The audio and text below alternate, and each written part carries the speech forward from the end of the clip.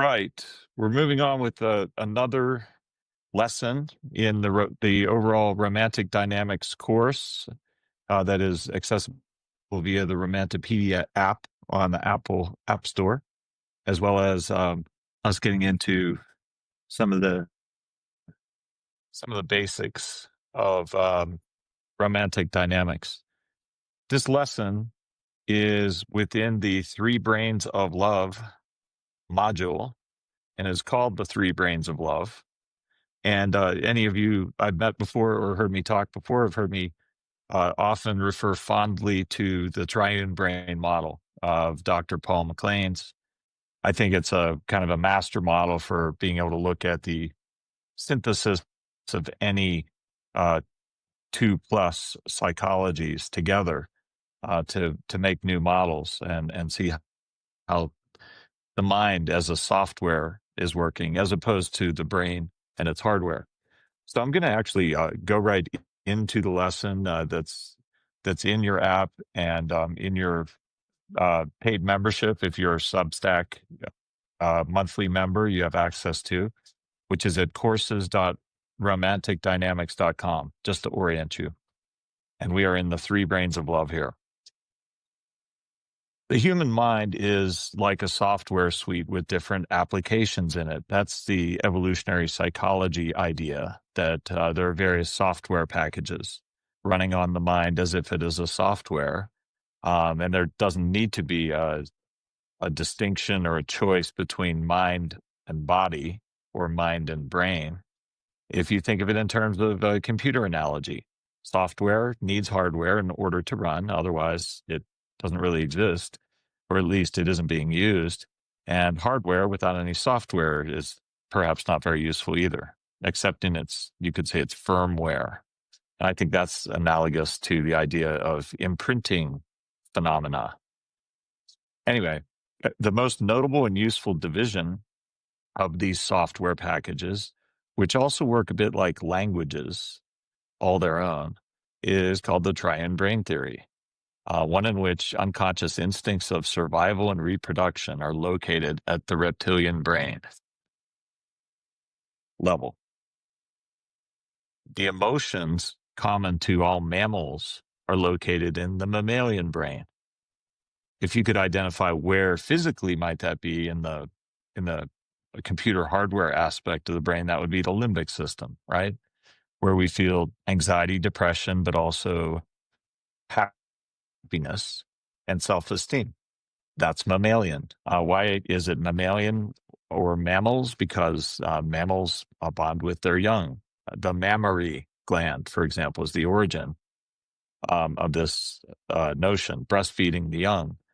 And it implies a love bond. So the mammalian brain, which is actually to be mammalian mind software, is about love, which is synonymous with friendship, which is synonymous with happiness, which is synonymous with value. When we value someone, we call them a friend. All right. The intellectual and executive functions are in the neocortex. That's the actual hardware. We call it the higher brain as far as a set of software functions. And that's the executive functions. It's the conscious mind. So back to love and romance, if we were to decode our own love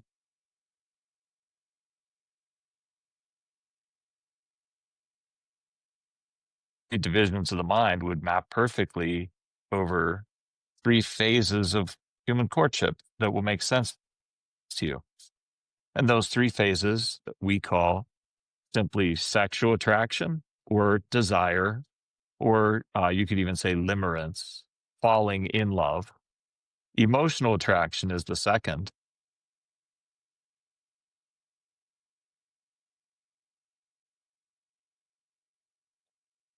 Uh, located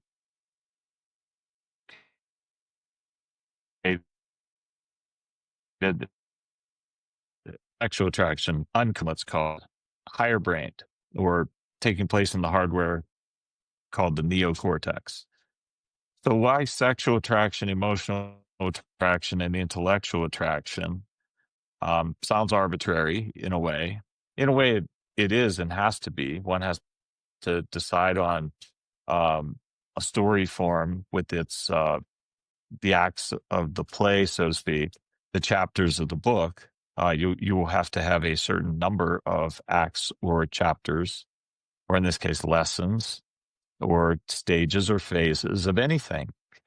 So this will make sense in numerous ways, including going all the way back to Freud, who talked of originally there being a conscious mind and an unconscious mind. And it was just this binary division. Eventually, he came up with a more of a three-part model, which is uncannily similar looking to the triune brain model, in which there uh, was described by him to be an unconscious, a subconscious,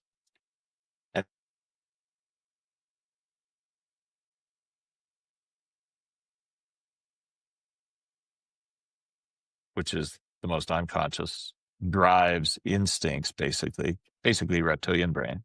Ego, which is right on the border between that which is unconscious and conscious and mitigates between the two and interprets emotions.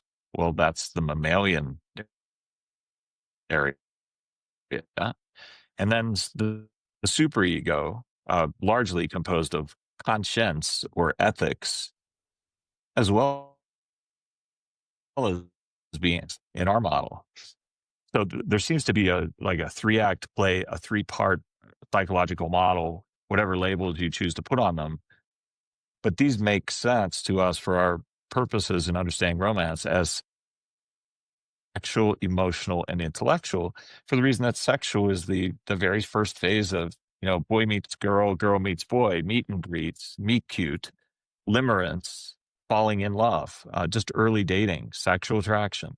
It's all about well, people even say feeling like a kid again, juvenile, immature, or calling each other baby used to be um, common.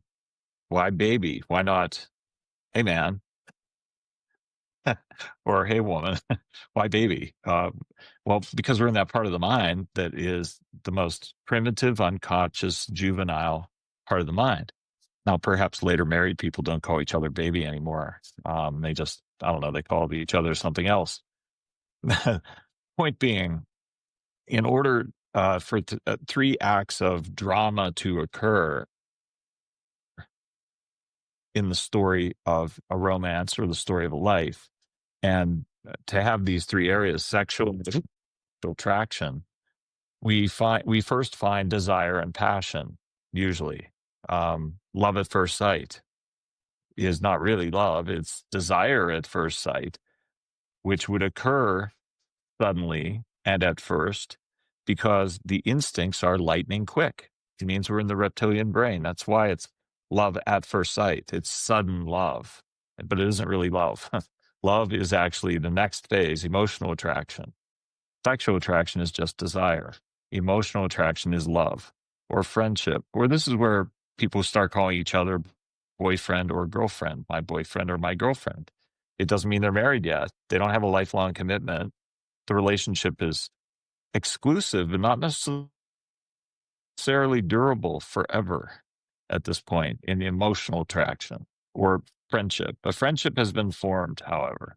And then finally, the third phase, intellectual attraction, is the most conscious part of the mind. It's the most conscious area. And in an intellectual attraction, you might imagine somebody being very conscious decision that they make to purposely align as partners, not just friends and not just lovers, not just those who desire each other, but making a commitment, a partnership, almost like a psychological contract. Now, marriage itself is different. That's a legal contract. What we all really want to go for, though, before any marriage or alongside of it, but coming first, would be a psychological commitment, partnership commitment, rather than just a marital contract. So this is the order of things in generally on a bell curve in any love between two people. It begins with desire and passion. It moves to friendship and love, and finally, people decide out of conscious, mature, high character goodness that hey, this person's actually a great teammate besides these other feeling that I have.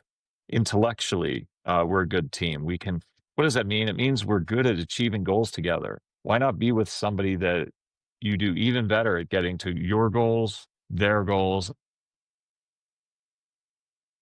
and mutual goals than you could possibly do alone? That would be the ideal partner, I would think. So long as you already have desire and love or friendship formed. That's why they come first, you see. You wouldn't want to form a lifelong partnership with somebody you haven't even checked out to see if you desire or if you could even be friends in a consistent, durable way. So there's another reason for the order of things. I've had some people argue, no, I become friends with people first, then I get attracted. Well, okay, that's somewhere out on the bell curve somewhere.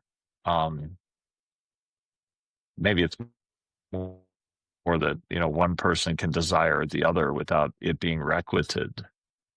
All right. If we were to apply the following quote by Aristotle, everything that depends on the action of nature is by nature as good as it can be. Everything that depends on the action of nature is by nature as good as it can be. You know what that implies, I think? I think it implies he understood evolution. Uh, how many? 1,500 years before Charles Darwin? It's saying that everything that depends on the is by nature as good as it can be. It means it has evolved already. It's made its errors and resulted only in that which survived, essentially. If we were able to apply that to our love lives, it fits what the biological and psychological processes of human courtship are all about anyway. They are natural and organic. Um, they reveal whether we were meant to be together. We're kind of going on the hero's journey together as a couple as we become more and more attached and aligned and bonded and, and interwoven in our goals and in our resources. And we'll see how the story goes as we go along. There will be a lot of trials, tribulations, tests by both parties of each other, but also by nature of the couple. And that includes your immediate sociological surroundings. Where you live may have an effect, a strong effect on whether you will make it as a couple. For example, look at Western cultures. Not very easy these days to make it as a couple, whereas it is in some other parts of the world, and certainly in times past. The process has actually evolved not over the last 5 years, 10 years, or century. It's evolved over hundreds of thousands of years, probably 2 to 300,000, to reach the kind of accuracy we now have in how evolved we are surrounding human courtship and love. It's kind of what Aristotle was saying, and it's what Charles Darwin and the evolutionary psychologists might say. At the same time as this science was always working within us, love has been said to be magical or spiritual, at least. And in our emotional and instinctual experience, it tends to be full of wonder. Both science and the magic of a love story are possible at the same time in this body of work, romantic dynamics. As we learned in the story of Ares and Aphrodite, men and women are equal in value and power, but they're different in the use and perhaps style of their instincts, and perhaps even the most desired objectives, let's say, for their instincts. And by desired, I mean unconscious. It's built into evolution, and yet there's this bifurcation that you will see as we go forward. Looking at Greek myths, I use the Greek pantheon, the Greek mythology, to explain the differences and similarities, the familial relationship between the instincts when they are held by a biologic male versus a biologic female on bell curves, the average of humanity. And the Greeks are useful because it's such a rich, broad pantheon of deities. And I believe that these Greek deities are simply literary, mythologic references, usually boiled down to just one, secret sauce, one superpower per god or goddess, maybe two, or at most three.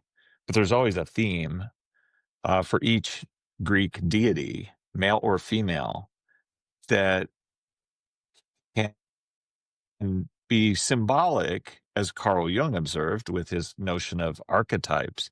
It can be symbolic of actual instincts unique to biologic males and unique to biologic females. Because look at the male and the female characters in the Greek mythology, the deities, or the demigods, or even the heroic humans. There's always a best superpower that each one has.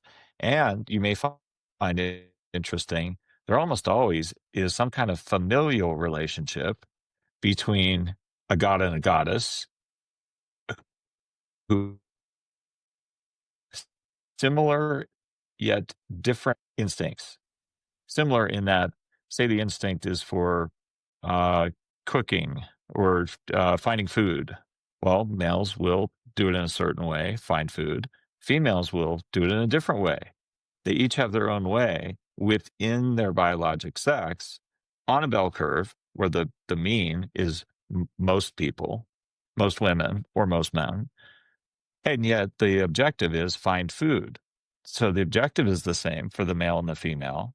Sometimes they actually have different preferences too. But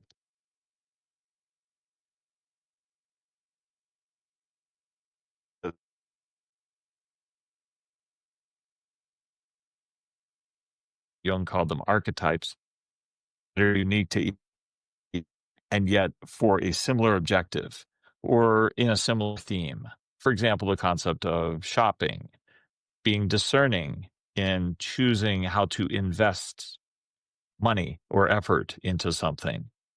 You could have that same goal and be male, and you might share with all other males or most other males the tendency. I think it's actually nearly all, for the reason that these are instincts, right? Remember Aristotle, over the course of nature, the current state of things is the best it can be, and evolution took hundreds of thousands of years to boil things down to one most advantageous tendency. But the point was, there are always a brother and a sister deity in the Greek lore, or a husband and a wife deity, or a mother and a son, or two sisters, or two brothers. There's always this familial connection between the powers or purpose or literary usefulness of each across the sexes, yet clearly different in style or in utility or in approach, strategy, let's say. So anyway, a long way of saying any body of mythology, Greek, Hindu, ancient Chinese, any body of mythology is going to be useful for you I think, for looking at the nature of masculine and feminine instincts. And I say them that way because it's crucial to do so. So if a male and a female are to ever mate, to ever find love, romance, lifelong enjoyment of romance together as a couple, it can only happen if it begins with the initial attraction, the desire, the limerence, the falling in love, the sexual attraction. And that can only happen if there is a masculine feminine polarity. We'll get to that later. And that was exhibited by Ares and Aphrodite. That was my whole point. Telling that big, long story was, we're talking about Ares and Aphrodite as the ultimate masculine male, the god of war, and the ultimate feminine female, the goddess of physical health and fertility, you might even say, and sexuality, the erotic sexual form, but also that always translates to higher fertility. Um, if one were to say a woman's body is beautiful, it isn't just a surfacey thing. What it literally translates to psychologically is a very healthy person who also likely could have great reproductive success on her part. Now, males and females have the same intellectual capability, the same potential for success in the workplace, the same range of emotions. That's important to note.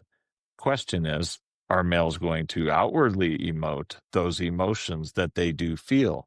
No. On average, only in very unique circumstances of being with other males, familiar males, perhaps, or a devoted partner, female partner. But even then, it's going to be more likely with a small, close group of men or an individual best friend male, on average, is going to be the tendency. But does that mean that just because they don't go publicly expressing their emotions, does that mean they don't have any? No, it does not. They are felt internally to equal degrees, both males and females. What else? We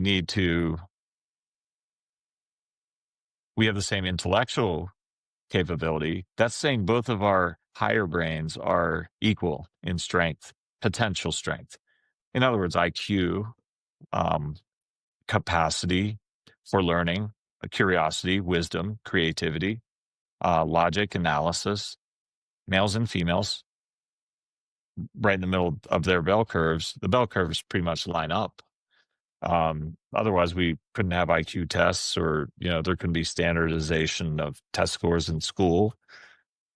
We'd have to divide out males and females, but we don't do that. And we don't need to do that because males and females are equally smart with their higher brain, their conscious mind, their executive function.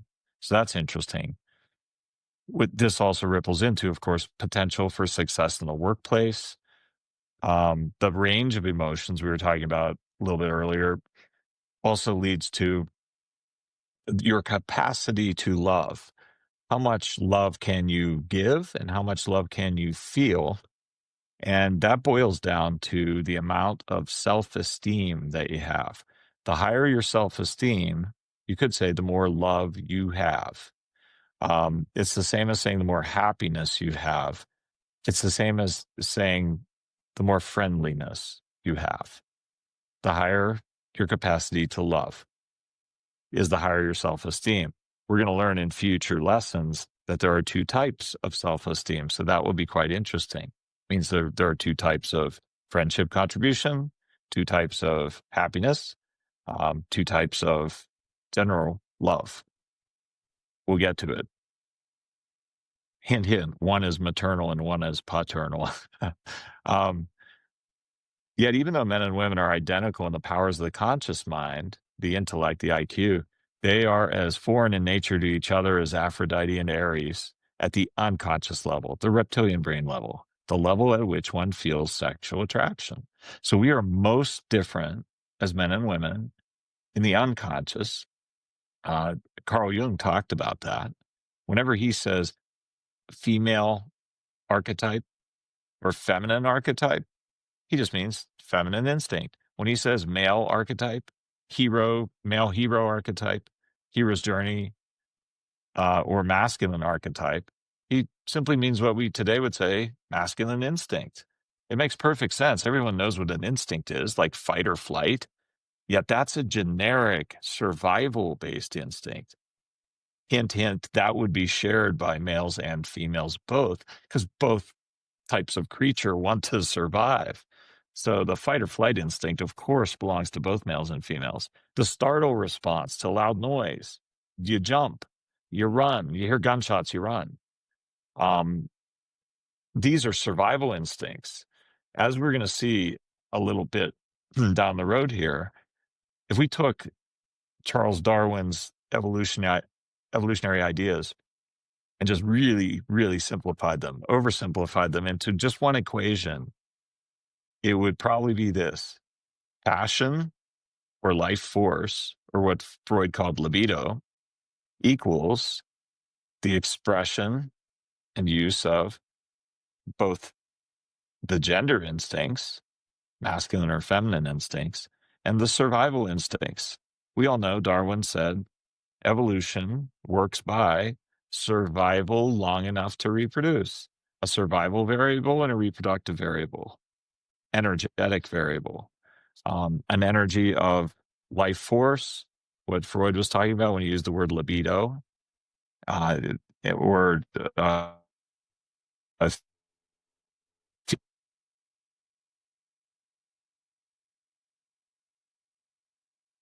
romantic. The other way passion, the only passion is used as a word, is referring to life or death issues, including the horribly negative, like uh, crime of passion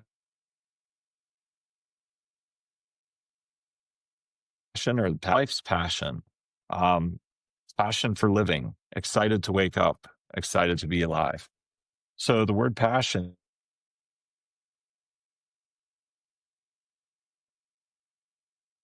uniquely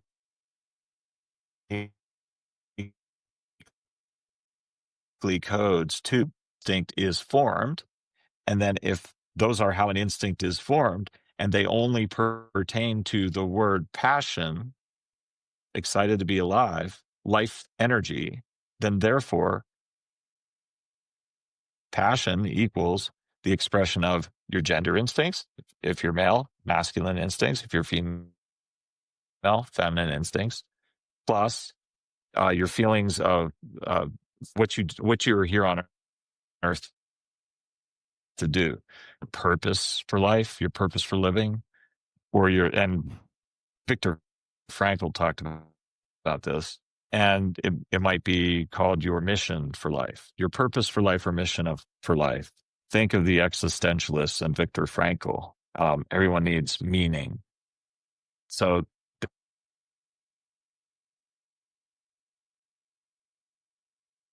there's, without a degree of polarity in the masculinity of the man and the femininity of the woman, there's a poor start to the courtship's first phase, an insipid or weak desire or sexual attraction, or even sexual tension in conversation that could otherwise give rise to desire and passion. Now, both men and women have three brains, and we've talked about the reptilian brain. It is automatic, it's unconscious, it's instinctual. You could say it also contains other things like habits that have gone underground and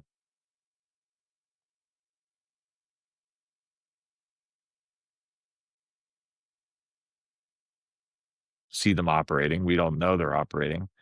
And also what are called ego defenses that are more primitive. The more primitive ego defenses are similar to universal instincts that work against anxiety for humans, both males and females. The mammalian brain, we said, is about the emotions, about love, about value, about exclusive dating, let's say, friendship. And the higher brain is about purely conscious, completely conscious intellectual things like wisdom, character, maturity, and make promises and keep them, to have honor, to have a conscience, and also to have shrewdness or intuition in decisions.